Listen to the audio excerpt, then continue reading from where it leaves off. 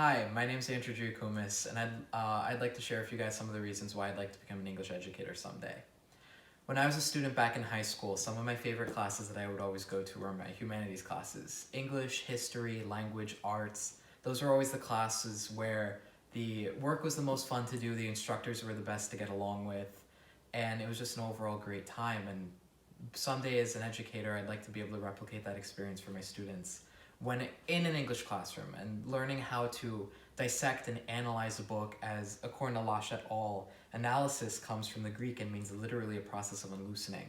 And being able to look at grammar and derivatives and vocabulary and see where it all comes from is a journey that I look forward to going on with my students when it comes to literature and teaching.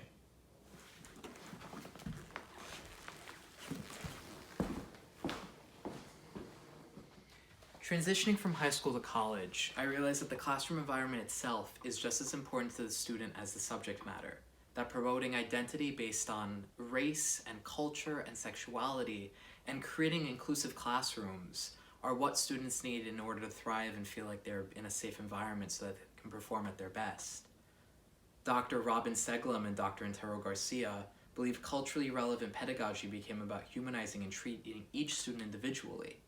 Whereas Summer Melody Pennell recommends that educators find allies within the school community and not work alone on these issues regarding the LGBTQ community and the students who may be a part of it. Whereas Dr. Baker Bell believes that white mainstream English should not be held in a higher regard above a Black African American language just because those in power say that it should.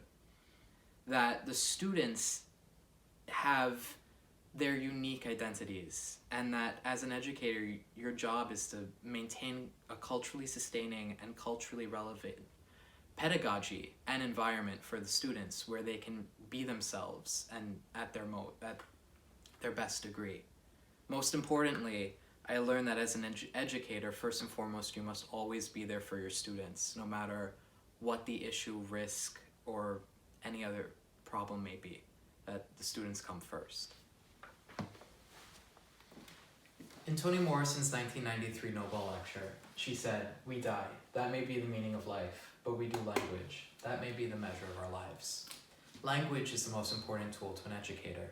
It is how they teach their lessons, it's how they're able to connect to their students, and how their students are able to convey themselves to their teachers.